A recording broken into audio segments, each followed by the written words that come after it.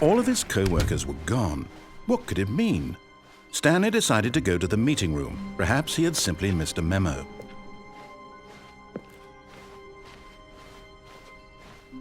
When Stanley came to a set of 2 open doors, he entered the door on his left.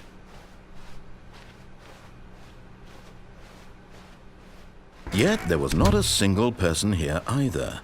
Feeling a wave of disbelief, Stanley decided to go up to his boss's office. Hoping, coming to a staircase, Stanley walked upstairs to his boss's office.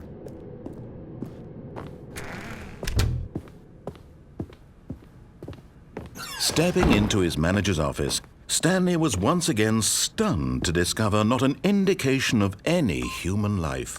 What could it mean, he wondered.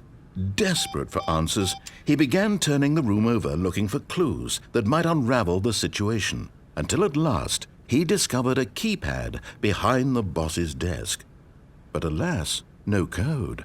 For this keypad guarded the terrible secret that lay buried below his feet, and so the boss had assigned it an extra secret PIN number, 2845.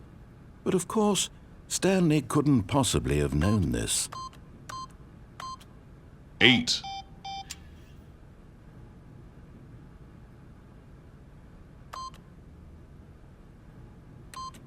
Stanley just sat around twiddling his thumbs. Trying to input anything on the device was useless, since he could never. Yet incredibly, by simply pushing random buttons on the keypad, Stanley happened to input the correct code by sheer luck. Amazing! He stepped into the newly opened passageway.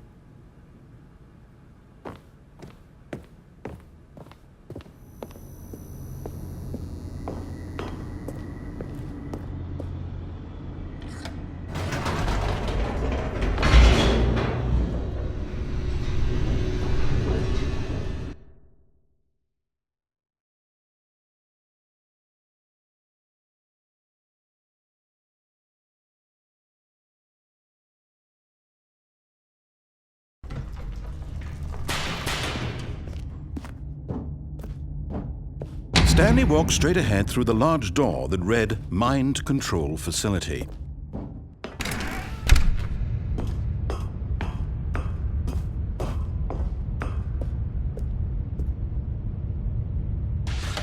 The lights rose on an enormous room packed with television screens. What horrible secret did this place hold? Stanley thought to himself. Did he have the strength to find out?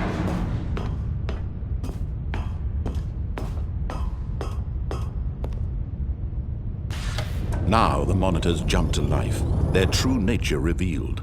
Each bore the number of an employee in the building, Stanley's co-workers. The lives of so many individuals reduced to images on a screen, and Stanley, one of them, eternally monitored in this place where freedom meant nothing.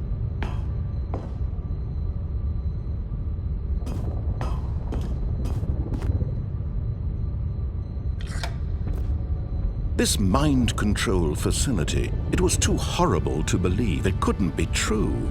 Had Stanley really been under someone's control all this time?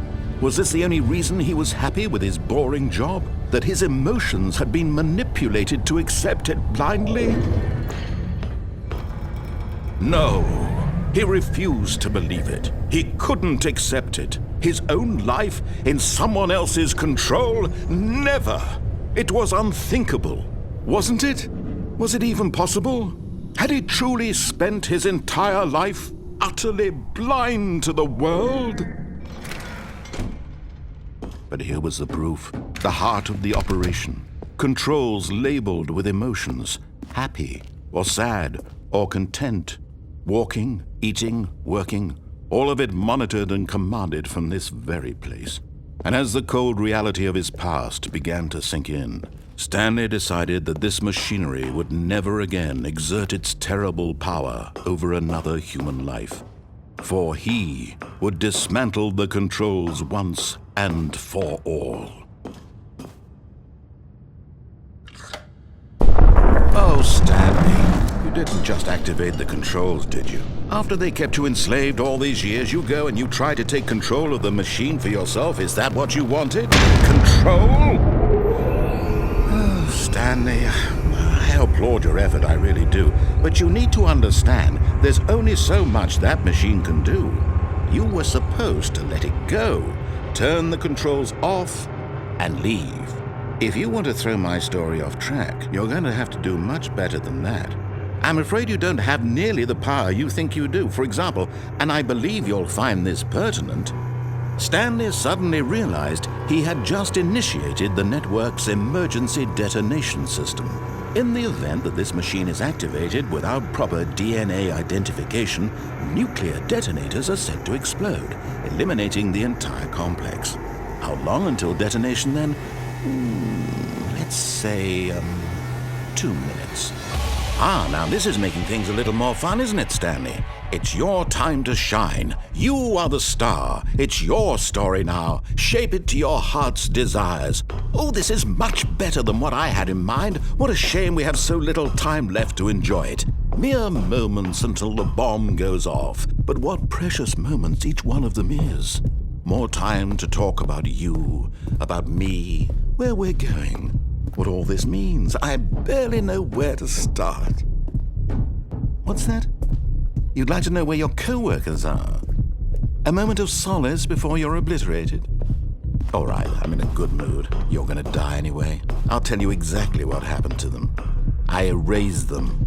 I turned off the machine. I set you free. Of course, that was merely in this instance of the story. Sometimes when I tell it, I simply let you sit there in your office forever, pushing buttons endlessly and then dying alone. Other times, I let the office sink into the ground, swallowing everyone inside, or I let it burn to a crisp. I have to say this, though, this version of events has been rather amusing.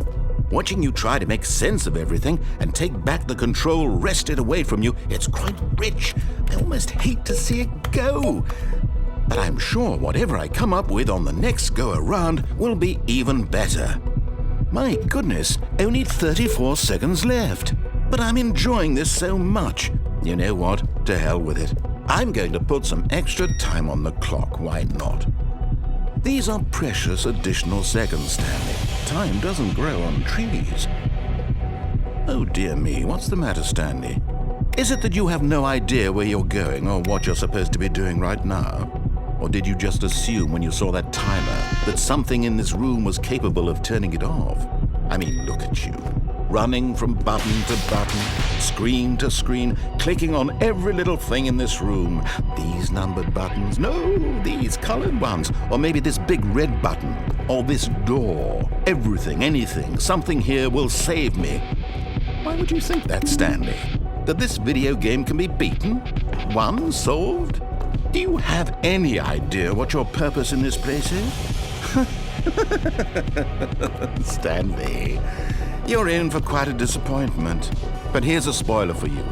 That timer isn't a catalyst to keep the action moving along. It's just seconds ticking away to your death. You're only still playing instead of watching a cutscene because I want to watch you for every moment that you're powerless. To see you made humble. This is not a challenge. It's a tragedy. You wanted to control this world, that's fine. But I'm going to destroy it first, so you can't. Take a look at the clock, Stanley. That's 30 seconds you have left to struggle. 30 seconds until a big boom and then nothing. No ending here, just you being blown to pieces. Will you cling desperately to your frail life, or will you let it go peacefully? Another choice. Make it count, or don't. It's all the same to me, all a part of the joke. And believe me, I will be laughing at every second of your inevitable life from the moment we fade in until the moment I say, happily ever.